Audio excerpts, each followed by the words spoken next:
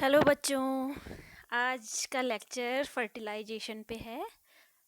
इससे पहले मैंने आपको परागकोश बताया, परागकण बताया, ठीक है।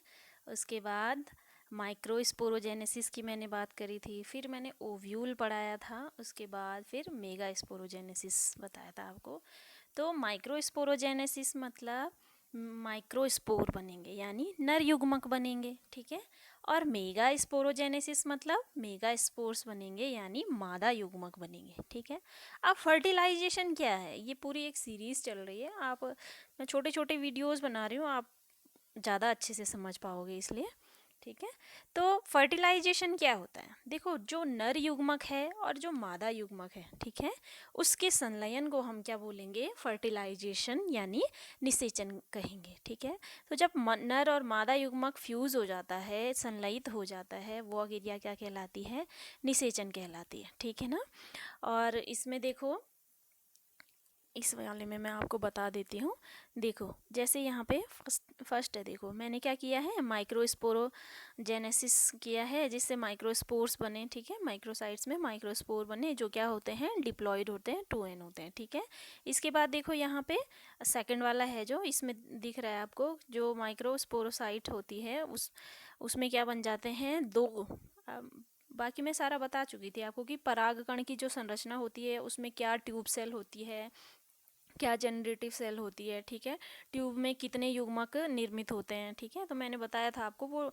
फिर क्या हो जाता है उनमें, हैप्लॉइड दो दो दो हैप्लॉइड यानी n, ठीक है, क्या बन जाते हैं, पोलन ग्रेन्स या स्पोर्स आप बोल सकते हो, वो बन जाते हैं, ठीक है। इसके बाद चलो दो स्पोर्स तो बन गए। अब बात करते हैं किसकी, ओवरी से। ओवरी में जो ओव्यूल हैं यानी जो फीमेल गैमीट बनना है उसकी बात करते हैं, ठीक है। तो देखो यहाँ पे बता रखा है, ये फ्लावर है, फ्लावर से जो ओवरी का पोर्शन दिखा दिया, तो जो ओव्यूल है वो क्या है, 2n है, ठीक है। अब जो मेगा स्पोरोजेनेसिस मैंने आपको पढ़ाया था, या मेगा स्पोरेंजियम पढ़ाया था, उसमें क्या होता है, जो ओव्यूल होता है वो क्या होता है, 2n होता है, ठीक है ना। इसके बाद क्या हो जाता है, 2n में से एक क्या हो जाता है, कल मैंने मेगा स्पोरोजेनेसिस में आपको बताए थे टेट्राड वगैरह बनता था, तो फिर उसमें क्या हो जाता था, 3 जो सेल्स होती थी वो डिसॉल्व हो जाती थी और बाकी क्या करते थे, वो एक ही सेल को पोषण करते थे और वही जाके क्या करता था, आगे जो फीमेल गैमीट था उसका निर्माण करता था, ठीक है। तो अब मेगा स्पोर जो होगा वो क्या हो जाएगा, 1 हो जाएगा यानी हैप्लॉइड हो जाएगा, ठीक है। अब हैप्लॉइड होने के बाद देखो मेगा स्पोर भी बन गया, यहाँ माइक्रोस्पोर यानी पोलन ग्रेन्स भी बन गए, ठीक है। अब पोलन ग्रेन्स बन गए और मेगा स्पोर्स बन गए, तो इनमें क्या होगा, फ्यूजन होगा। फ्यूजन होने के लिए क्या होना पड़ेगा, ओवरी तो यहाँ यहाँ है ओवरी, तो ठीक है। अब पोलन ग्रेन्स क्या होंगे, यहाँ वर्तिकाग्र से होते हुए, स्टिग्मा से होते हुए, और कहाँ, ये पोलन ट्यूब, मतलब पोलन ट्यूब में ऐसे क्या करेंगे, पोलन ट्यूब क्या हो जाएगी, धीरे धीरे धीरे, ये सेकंड वाले डायग्राम में आपको दिख रही होगी, ये वाला डायग्राम देख लो। इसमें क्या हो जाती है, लंबी हो जाती है और अपने साथ, मतलब अब उसके अंदर, पोलन ट्यूब के अंदर क्या होते हैं, दो नर युग्मक कहाँ आ जाते हैं, एम्ब्रियो सेक के या फिर ओव्यूल के संपर्क में आ जाते हैं, ठीक है।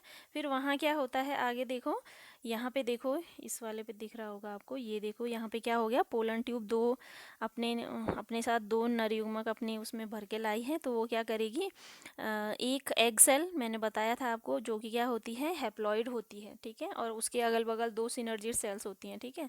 तो जो नर युग्मक आते हैं वो सिनर्जिड सेल्स में क्या हो जाते हैं, समाहित हो जाते हैं। उसके बाद जो सिनर्जिड सेल है उसका काम है पोषण देने का, ठीक है, पोषण देती है। तो उसमें एक नर युग्मक वो इस एग सेल को प्रोवाइड करा देती है, और एक जो नर युग्मक होता है वो यहाँ पे जो पोलर बॉडी थी यानी जो सेकेंडरी न्यूक्लियस था उसे दे देती है, जिससे क्या हो जाता है, वहाँ पे 3 डॉट आपको दिख रहे होंगे, ये देखो, ठीक है। तो वहाँ पे क्या होता है, उसको हम क्या बोलते हैं, ट्रिपल फ्यूजन बोलते हैं, 3 का समावेश बोलते हैं, ठीक है। त्रिसंलयन भी बोलते हैं, यानी 3 यानी 2 पोलर बॉडीज और एक नर युग्मक क्या हो जाता है, जुड़ जाता है, ठीक है। तो एक बार फर्टिलाइजेशन इस एग सेल के साथ होता है और एक बार यहाँ पे एक नर युग्मक का संलयन, या क्या बोलेंगे उसे, फर्टिलाइजेशन यानी निषेचन, ठीक है, किसके साथ होता है, इन दो पोलर बॉडीज के साथ होता है। तो 2 बार क्या हो गया, पोलर बॉडीज बन गई, ठीक है। अब जो ये ऊपर वाला है, अब देखो, एक मिनट में पेन ले लेती हूँ, जो यहाँ ट्रिपल फ्यूज़न जिसे आप बोलते हो, यानी त्रिसमेकन जिसे बोलते हो। अब आगे पढ़ा बताऊंगी मैं, आप खाली ये देख लो कि क्या हो जाता है। दो ये पोलर बॉडीज़ थी और एक नर युग्मक यहाँ पे इनके साथ संलयित हो जाता है, ठीक है। तो इस तरह से 3 हो जाते हैं ये। और जो यहाँ पे था एग सेल, यहाँ पे नीचे पे इस तरह से आपने देखा होगा 2 सिनर्जी सेल साइज में होती हैं। तो ये तो एक दोनों क्या करती हैं, पोषण करने का काम करती हैं इस एग सेल को, ठीक है। तो एक जो नर युग्मक आता है वो इसके साथ क्या हो जाता है, निषेचित हो जाता है, ठीक है ना। इसे मतलब निषेचन करता है और इसे ही क्या बोलते हैं हम, ट्रू फर्टिलाइजेशन बोलते हैं या ट्रू निषेचन बोलते हैं, ठीक है। ट्रू निषेचन, सत्य निषेचन, ठीक है। तो क्या होता है, जो सत्य निषेचन होता है उसके फलस्वरूप क्या बनता है, जाइगोट बनता है, जिसे हम बोलते हैं युग्मनज, ठीक है। नर युग्मक तथा मादा युग्मक के संलयन से जो नेक्स्ट प्रोसेस होती है उससे क्या बनता है, युग्मनज बनता है, यानी जाइगोट होता है। तो आप देखिए क्या करेगा, एक नर युग्मक अपने साथ क्या लेके आया, एन लेके आया, और उसने क्या किया, एक एन यानी किसके साथ फ्यूज़ हुआ, एग सेल के साथ फ्यूज़ हुआ, तो क्या बन गए, ये 2n बन गए, ठीक है ना। तो 2n बन गए, तो जो युग्मनज बनता है वो क्या होता है, 2n होता है। अब एक बार निषेचन के फलस्वरूप तो क्या बन गया, जाइगोट बन गया, ठीक है, एक नर युग्मक और एक एग सेल के निषेचन से, फर्टिलाइजेशन से, ठीक है। अब आपने देखा था कि दूसरी बार भी फर्टिलाइजेशन हुआ था, वो हुआ था यहाँ पे ये वाला, ठीक है। तो इसमें भी क्या हुआ था, फर्टिलाइजेशन हुआ था, जिसमें क्या थी, 2 पोलर बॉडीज थी और एक क्या था, नर युग्मक था। तो यहाँ भी क्या होगा, फर्टिलाइजेशन होगा। तो ये इसको क्या बोलेंगे, दूसरी बार फर्टिलाइजेशन हो गया, यानी एक ही जो एम्ब्रियो सैक है पूरा, उसमें कितनी बार फर्टिलाइजेशन हो गया, 2 बार फर्टिलाइजेशन, ठीक है। तो अब यहाँ देखो कितने हैं, एक पोलर बॉडीज के पास अपना एक एन होगा, दूसरी पोलर बॉडीज के पास अपना एक एन होगा, और तीसरा जो नर युग्मक है उसके पास भी अपना एक एन होगा। तो टोटल मिला के कितने एन हो गए, 3n हो गए, ठीक है।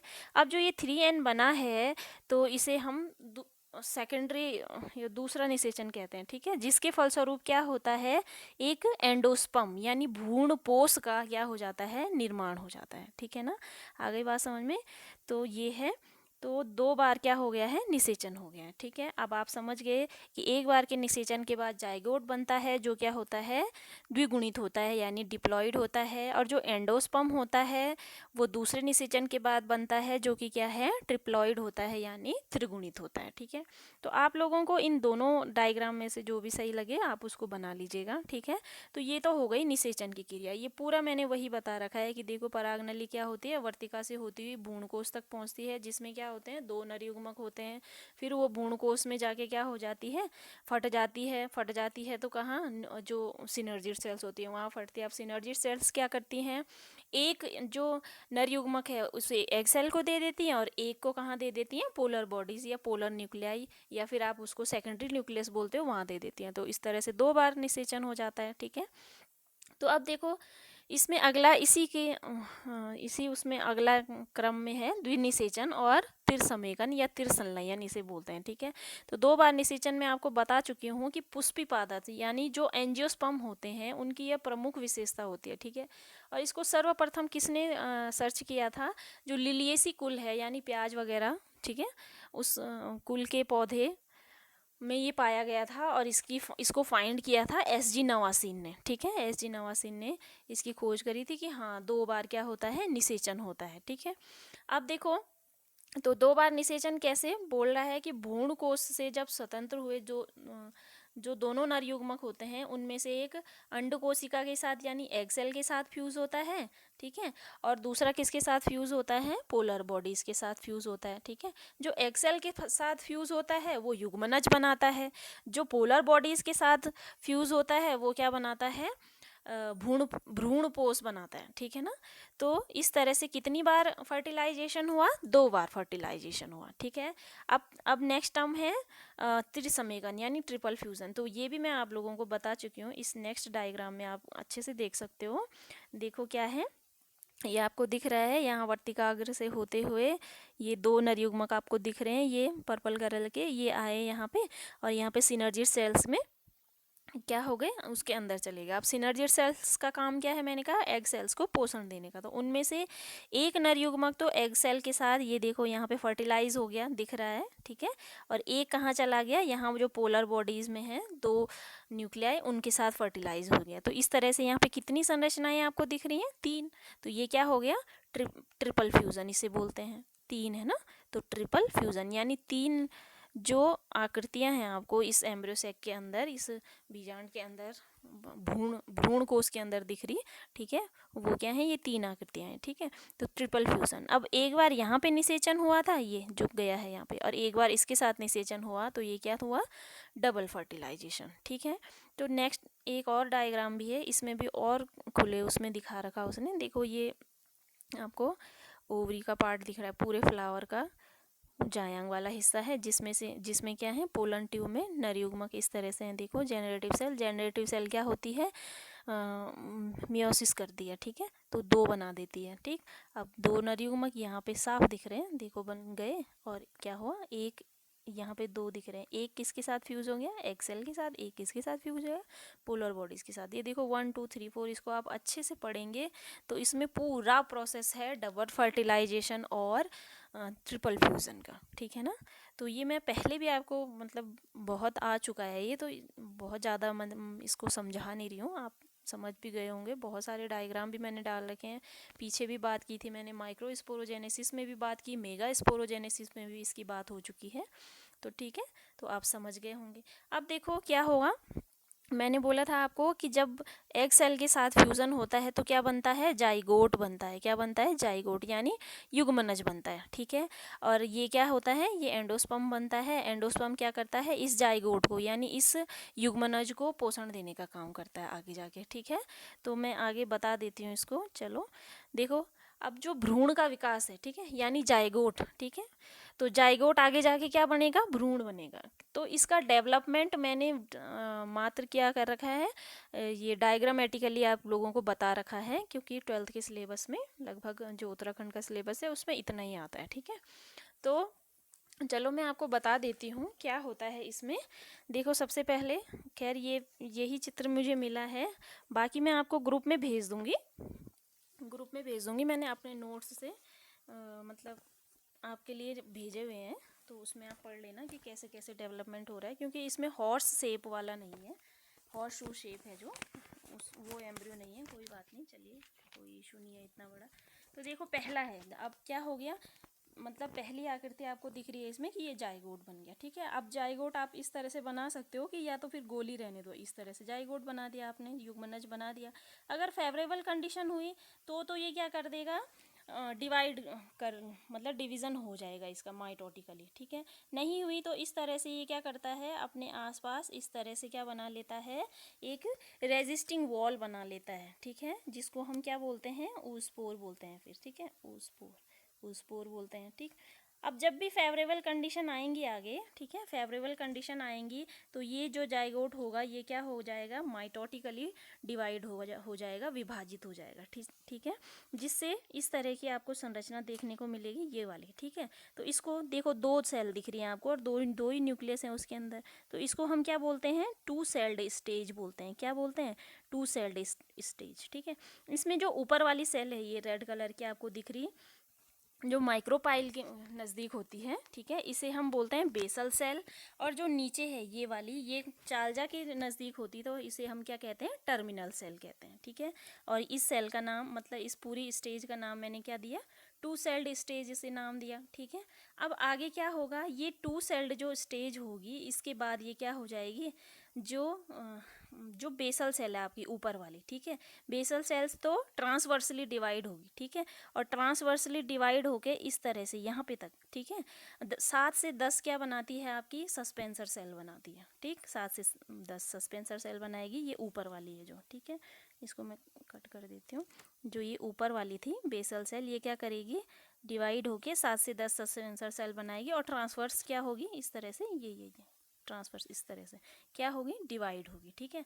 अब इसके बाद जो नेक्स्ट ये नीचे वाली सेल है, जिसे आप क्या बोल रहे हो, टर्मिनल सेल बोल रहे हो, ये वर्टिकली क्या होती है, इस तरह से डिवाइड होती है, ठीक है, वर्टिकली डिवाइड होगी और क्या बनाएगी, इस तरह से यहाँ पे ये सीधे ग्लोबुलर एम्ब्रियो आ गया है इसमें। अच्छा, थोड़ा इसमें मैं छोटा छोटा बना देती हूँ आप लोगों के लिए।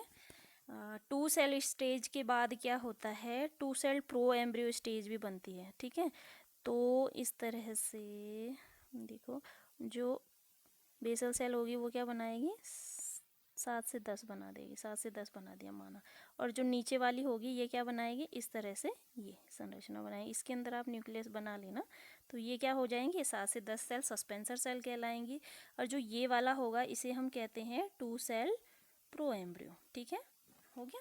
तो ये है। इसके बाद फिर क्या होगा, जो ये वाली अपर सेल्स हैं, ठीक है, अपर सेल्स में जो सबसे अपर मोस्ट सेल है, ठीक है, ये क्या करेगी, ग्रो करेगी। सबसे अपर मोस्ट सेल क्या करेगी, ग्रो करेगी और क्या बनाएगी, हॉस्टेरिया बनाएगी, हॉस्टेरिया, ठीक है, हॉस्टेरिया बनाएगी। मैं इस पे नहीं, बहुत अच्छा नहीं दे रखा है, मैं आपको अपना जो नोट है उसको दे दूंगी ग्रुप में, ठीक है।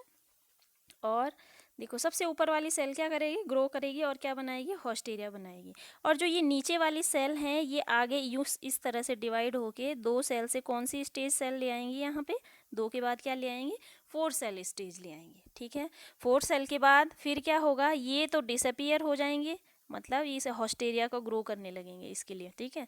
लेकिन जो ये 4 सेल है इसके बाद ये फिर ऐसे डिवाइड होके इस तरह से, आप नीचे का देख लो कि पहले 4 सेल थी इस तरह से, ठीक है, बाद में क्या होगा, 8 सेल में डिवाइड हो जाएगी, ठीक है। तो लगातार डिवीज़न करती रहेगी और इस तरह से पहले 4 सेल्ड एम्ब्रियो और फिर क्या बनेगा, 8 सेल एम्ब्रियो आपका बन जाएगा, ठीक है। अब इसके बाद क्या हो जाता है फिर, अब जो नेक्स्ट होता है 8 सेल एम्ब्रियो के बाद क्या होता है, जो ये बाहर का आपको दिख रहा है, इसमें दिखा देती हूँ मैं, इस वाले में, ठीक है। नेक्स्ट एम्ब्रियो बनता है ग्लोबुलर एम्ब्रियो। इसमें क्या होता है, जो सबसे बाहर की, ठीक है, ये बाहर की परत जो दिख रही है वो क्या होती है, डर्मेटोजन इसे कहते हैं हम, डर्मेटोजन, ठीक है। तो ये सेल 8 सेल्ड हो गई थी, 8 सेल से वो आगे डिवाइड होता रहेगा होता रहेगा। होने के बाद क्या होता है, जो सबसे बाहर की सेल लेयर होती है इसको हम डर्मेटोजन कहते हैं, या आप बोल सकते हो इपीडर्मिस, ठीक है। इपीडर्मिस का निर्माण कर लेती है और जो अंदर वाली हैं वो इस तरह से रहती हैं, ठीक है। तो इसको हम बोलते हैं ग्लोबुलर एम्ब्रियो, ठीक। ग्लोबुलर एम्ब्रियो के बाद ये फिर आगे डेवलपमेंट करता है, ठीक है। इस तरह से सस्पेंसर सेल और कंप्रेस होती जा रही हैं और ये भी क्या होती जा रही है, फर्दर डिवाइड होती जा रही है। और फर्दर डिवीज़न के बाद ये एक और प्रकार का एम्ब्रियो बना देती है जिसे हम हार्ट शेप्ड एम्ब्रियो बोलते हैं। क्या बोलते हैं, हार्ट शेप्ड एम्ब्रियो, ठीक है। अब हार्ट शेप एम्ब्रियो के बाद एक और एम्ब्रियो की स्टेज आती है, उसमें आप इस तरह से बना लेना, ठीक है, इस तरह से। इसको बोलते हैं हॉर्स शू शेप एम्ब्रियो, ठीक है। तो इसमें सेल्स आप बना लेना इस तरह से, ठीक है, इस तरह से। तो इसको क्या बोलते हैं, हॉर्स शू शेप्ड एम्ब्रियो, ठीक है। तो ये हो गया। अब इसके बाद हॉर्स शू शेप्ड के बाद लास्ट में आपके पास मेच्योर एम्ब्रियो प्राप्त हो जाता है, ठीक है। मेच्योर एम्ब्रियो में जो सबसे, क्योंकि लगातार डिवीज़न होता रहेगा, ये सबसे ऊपर का पार्ट है इसे हम हॉस्टेरिया कहते हैं, ठीक है। और जो ये हैं बिल्कुल बारीक हो गए, सस्पेंसर सेल और ज़्यादा कंप्रेस हो गई हैं, ठीक है। अब जो ये बीच का आपको दिख रहा है यहाँ, थोड़ा कलरफुल होना चाहिए था इसे रेडिकल हम कहते हैं। और ये रेडिकल क्या बनाता है, रूट फॉर्मेशन करता है, ठीक है, रूट फॉर्मेशन करता है। और ये जो आपके ये दोनों दिख रहे हैं कॉटिलिडन, ठीक है, ये एक्चुअल में क्या है, साइटोप्लाज्म है, ठीक है। तो सेल के साइटोप्लाज्म है, ये विकसित हो गए हैं, तो कॉटिलिडन का निर्माण कर लिया इन्होंने। आपने देखा होगा जब आप एक बीज बोते हैं तो 8-10 दिन बाद उसमें 2 गुदगुदी सी पत्तियां आपको दिखती हैं, तो वो पत्तियां नहीं है, उनको हम क्या बोलते हैं, कॉटिलिडन्स बोलते हैं। और उसी बेस पे आप प्लांट्स को मोनोकॉट है, डाइकॉट है, इस तरह से क्या करते हो, डिवाइड करते हो, ठीक है ना, हो गया। तो इस तरह से है, इस तरह से जो ये देखो बीच में है, ये जो प्लम्यूल है, ये बीच की संरचना खोखली प्लम्यूल संरचना जो होती है वो क्या करती है, शूट का निर्माण करती है, पौधे के सूट का निर्माण करती है, ठीक है ना। रेडिकल क्या करेगी, रूट का निर्माण करेगी, प्लम्यूल जो है वो क्या करेगी, शूट का निर्माण करेगी, ठीक। तो ये क्या है, एक मेच्योर एम्ब्रियो, ठीक है, हो गया। तो इतना आप कर लेना, लिखने की ज़रूरत कुछ नहीं है। जो मैं आपको नोट्स दूंगी उसमें मैंने सारा लिखा हुआ है कि जाइगोट है, फेवरेबल कंडीशन आएंगी तो पहले वो डिवीज़न होगा, 2 सेल में जाएगा, फिर 2 सेल से क्या होगा, 8 सेल 4 सेल न्यूक्लिएट बन जाएगा, फिर 8 सेल न्यूक्लिएट एम्ब्रियो बन जाएगा, ठीक है ना। इसके बाद ग्लोबुलर एम्ब्रियो बनेगा, फिर हार्ट शेप बनेगा, फिर हॉर्स शू शेप्ड बनेगा, और लास्ट में मेच्योर एम्ब्रियो बन जाएगा, ठीक है, जिसमें आपको कॉटिलिडन्स क्या दिखाई देते हैं, स्पष्ट दिखाई देते हैं। ठीक हो गया। तो ये तो था पूरा भ्रूण का विकास, ठीक है ना। तो भ्रूण के विकास में आपको लिखने की ज़रूरत नहीं है, अगर आएगा, वैसे इम्पोर्टेंट है ये, आएगा तो इसका इसी तरह से भ्रूण के विकास का मतलब ऐसे डायग्रामेटिकली रेखांकित चित्र आएगा, ठीक है। चलिए आगे कर चलते हैं। भ्रूण का भी विकास हो गया। अब 2 चीज़ें बनी हुई थी, ठीक है।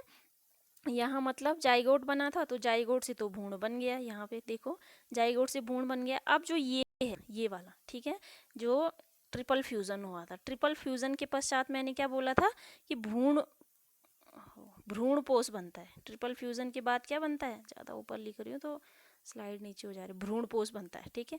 जबकि एग सेल के बाद क्या बनता था, युग्मनज बनता है। अब भ्रूण पोष के बाद भ्रूण पोष डेवलप करता था, वो सॉरी क्या बोलते हैं इसे, जो ये था युग्मनज था, वो डेवलप करता था, तो किसका निर्माण करता था, भ्रूण का। ऐसी जो ये वाला है पोर्शन है, त्रिसमेकन वाली जो संरचना आपको मिली, ये आगे डेवलपमेंट करेगी, ठीक है। तो क्या बनाएगी, भ्रूण पोष बनाएगी, ठीक है ना। तो भ्रूण पोष अब देख लेते हैं पहले भ्रूण पोष का। चलिए आगे देखो। अच्छा, इससे पहले बहुभ्रूणता हो गई, चलो कोई बात नहीं। अब बहुभ्रूणता भी ये है कि जो, क्योंकि हमने भ्रूण का विकास यहाँ कर लिया है, तो इसके बाद मैंने बहुभ्रूणता डाल दी, पॉली एम्ब्रियोनी। देखो क्या होता है, एक बीज पत्री में क्या होता है, सामान्यतः भ्रूणों की संख्या क्या होती है, यदि एक से अधिक होती है, ठीक है। भ्रूण यानी क्या हो, किसी एक बीज पत्री प्लांट में एक से अधिक हो, ठीक है, तो क्या कहलाएंगे, बहुभ्रूण कहलाएंगे, ठीक है, या बहुभ्रूणता कहलाती है ये घटना, ठीक है। तो क्या होता है, जो भ्रूणपोष है उसके जो आसपास, भ्रूणकोश है उसके आसपास के जो न्यूक्लिएट सेल होती हैं, ठीक है, वो क्या हो जाती हैं, जब लगातार विभाजित होती हैं और लगातार विभाजन के फलस्वरूप वो क्या हो जाती हैं, फैलने लग जाती हैं, और फैलकर धीरे धीरे क्या होने लग जाती हैं, विकसित होने लग जाती हैं, ठीक है ना। तो क्या हो जाता है, जो विकसित होने के बाद वो क्या कर लेती हैं, एक से अधिक भ्रूणों का निर्माण कर लेती हैं, ठीक है। बहुत सारी ऐसी प्रजातियां होती हैं जिनमें क्या होता है, एक ही अंडाणु के अंदर, यानी एक ही जो आपका ओव्यूल है उसके अंदर क्या होता है, एक से अधिक भ्रूण पाए जाते हैं, ठीक है, एक से अधिक भ्रूण पाए जाते हैं, और यही घटना क्या कहलाती है, बहुभ्रूणता कहलाती है, ठीक है। देखो जैसे यहाँ पे मैंने बता रखा है, पॉली एम्ब्रियोनी में ये अल्मस ग्लैब्रा का ले रखा है, इसमें क्या है, जाइगोटिक एंड एंटीपोडल एम्ब्रियो, ठीक है। आप देखो एंटीपोडल सेल भी आपको पता है, और जाइगोट जो एग सेल बना रही है वो है, ठीक है। तो देखो जाइगोटिक एम्ब्रियो में भी देखो आसपास आपको बहुत सारे क्या दिख रहे हैं, जो ये न्यूक्लियस है इसके अलावा भी और न्यूक्लियस दिख रहे हैं, ठीक है। ऐसी यहाँ देखो जो एंटीपोडल एम्ब्रियो है इसमें भी क्या है, जो एंटीपोडल सेल का न्यूक्लियस था उसके अलावा भी और न्यूक्लियस आपको दिख रहे हैं, ठीक है। तो ये सारे क्या करेंगे, डेवलपमेंट करेंगे, जो न्यूक्लियर सेल्स हैं वो डेवलपमेंट करके क्या बनाएंगे, एक से अधिक भ्रूण बनाएंगे, ठीक है। तो सबसे पहले 1719 में एंटोनियो लियोनहार्ट ने क्या किया था, इस पॉली एम्ब्रियोनी की क्या की थी, खोज की थी, ठीक है। तो जैसे आपने देखा होगा, संतरा है, अंगूर है, और कभी कभी आम, ठीक है, इनमें क्या होती है, पॉली एम्ब्रियोनी आपको देखने को मिलती है, ठीक है। आपने देखा होगा संतरे में एक से अधिक कोशाएं होती हैं, ठीक है, 10-12 कोशाएं रहती हैं। संतरा अपने आप में एक फ्रूट है, ठीक है। तो एक ओव्यूल से उसका निर्माण हुआ होगा, एक फ्रूट है। अब उसके अंदर क्या है, बहुत सारी कोशाएं हैं, ठीक है ना, कोशाएं जिनको आप बांट के खाते हैं, तो वो कोशाएं क्या है, एक्चुअल में पॉली एम्ब्रियोनी का ही रूप है, ठीक है ना। तो बहुभ्रूणता इसे कहते हैं, ठीक। नींबू का जो कुल है, सिट्रेसी फैमिली या सिट्रस फ्रूट, जितने भी सिट्रस फ्रूट हैं, खट्टे फल, उनमें पॉली एम्ब्रियोनी आपको देखने को मिलती है, ठीक है। तो ये हो गया बहुभ्रूणता। ये भी आपके पास 1 मार्क्स का आता है, चित्र तो नहीं आता है इतना, बट 1 मार्क्स का आता है, 1 या 2 का आ जाएगा कभी, कि बहुभ्रूणता पे क्या करो, टिप्पणी करो, ठीक है। तो इसको जरूर देख लेना। नेक्स्ट ऐप जो मैंने बताया था आपको, कि एक तो जब 2 बार फर्टिलाइजेशन हो रहा तो एक में जाइगोट बन रहा था, ठीक है, और एक में क्या बन रहा था, एंडोस्पर्म बन रहा था, ठीक है। एक फर्टिलाइजेशन के फलस्वरूप एंडोस्पर्म बनता है, एक फर्टिलाइजेशन के फलस्वरूप जाइगोट बनता है। जाइगोट धीरे धीरे किस में डेवलप हो जाता है, भ्रूण में डेवलप हो जाता है, ठीक है। अब एंडोस्पर्म की बात करते हैं। एंडोस्पर्म, ठीक है, किसकी फॉर्मेशन से बनेगा, मैंने कहा कि एक मेल गैमीट आपने ले लिया N, ठीक है, और उसका सेकेंडरी न्यूक्लियस यानी जो पोलर बॉडी थी उसके साथ जब क्या हो जाएगा, निषेचन हो जाएगा, ठीक है, तो आपको क्या मिलता है, 3N मिलता है, यानी एंडोस्पर्म मिलता है। तो एंडोस्पर्म का टाइप क्या है, 3N टाइप का होता है वो, ठीक है।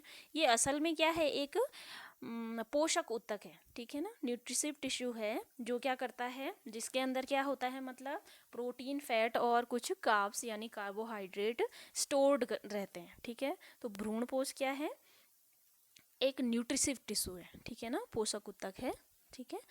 अब आगे देखो इसमें क्या होता है। अब पोषक ऊतक है तो ये किसे मतलब डेवलपमेंट देगा, पोषण करने का काम तो करेगा ना। तो ये मैं पीछे बता दिया आपको कि जो सीड एम्ब्रियो होता है, मतलब सीड में जो भी एम्ब्रियो होंगे उनको क्या करता है, पोषण देने का काम करता है। आगे बात समझ में। अब ये तो जनरल आइडिया हो गया अबाउट भ्रूणपोष।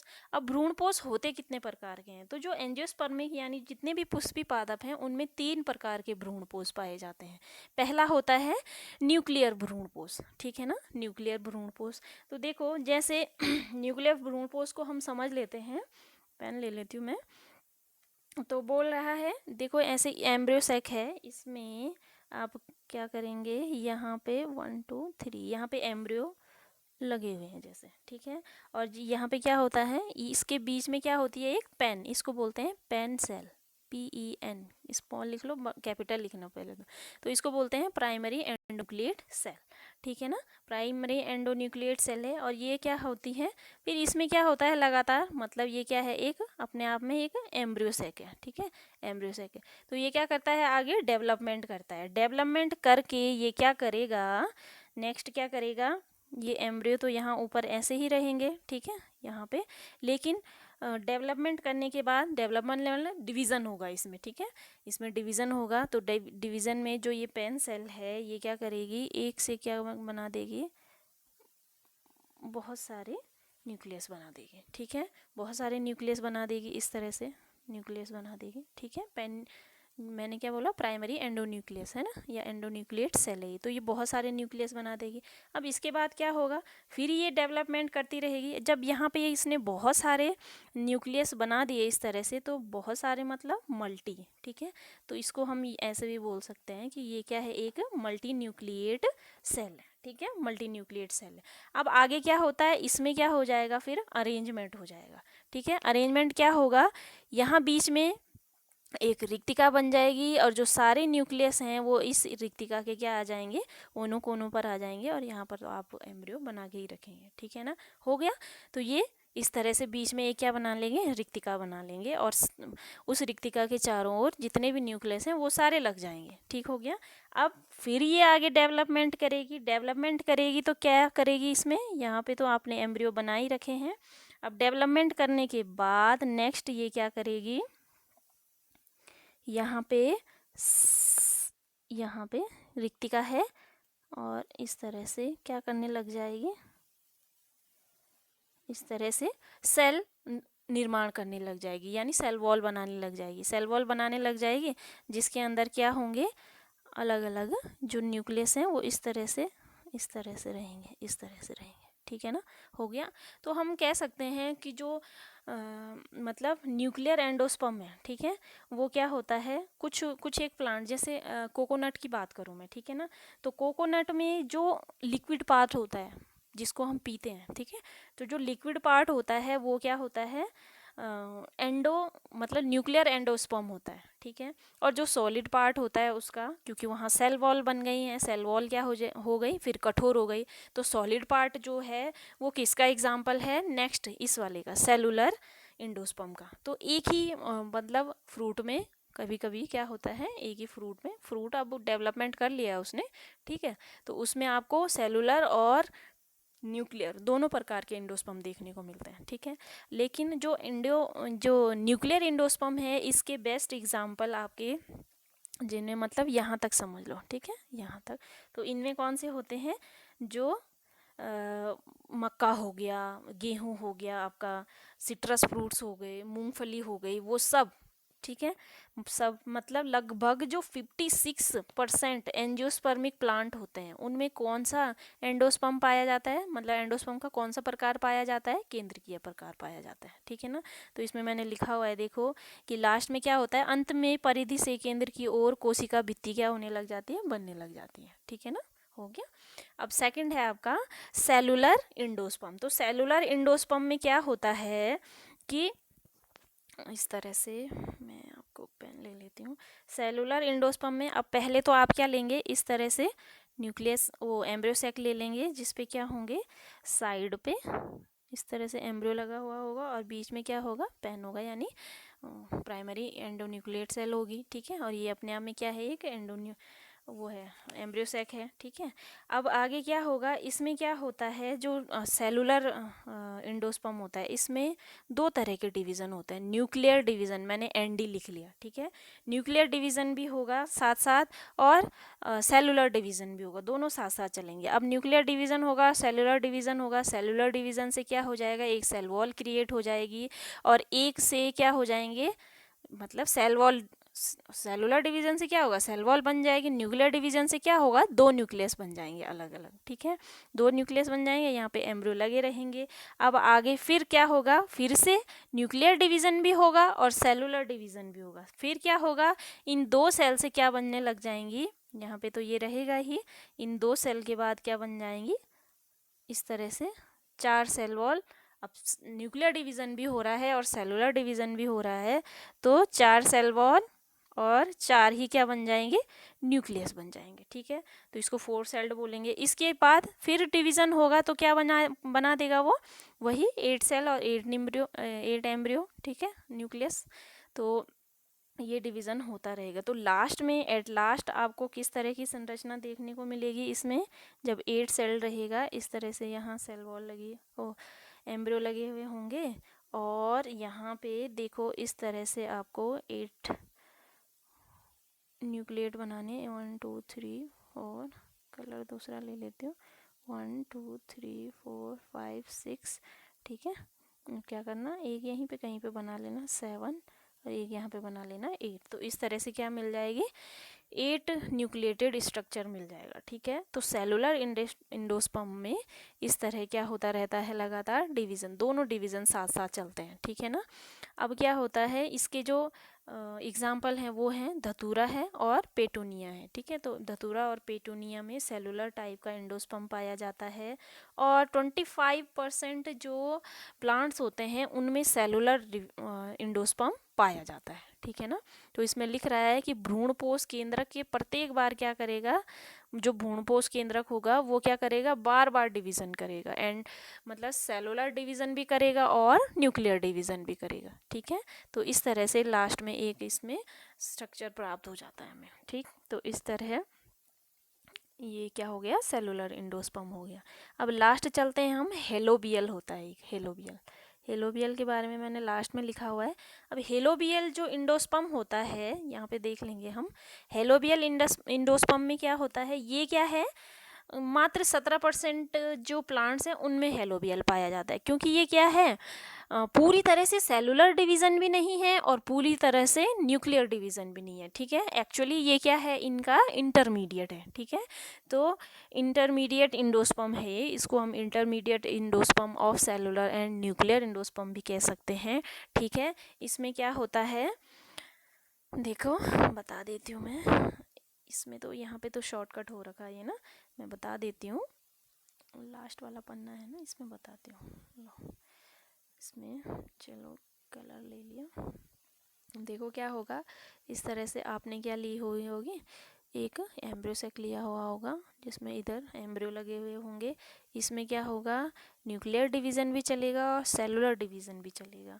इसके पश्चात क्या होगा, एक सेल वॉल बन जाएगी और दो क्या बन जाएंगे, न्यूक्लियस बन जाएंगे। यहाँ एम्ब्रियो ऐसे पड़ा रहेगा।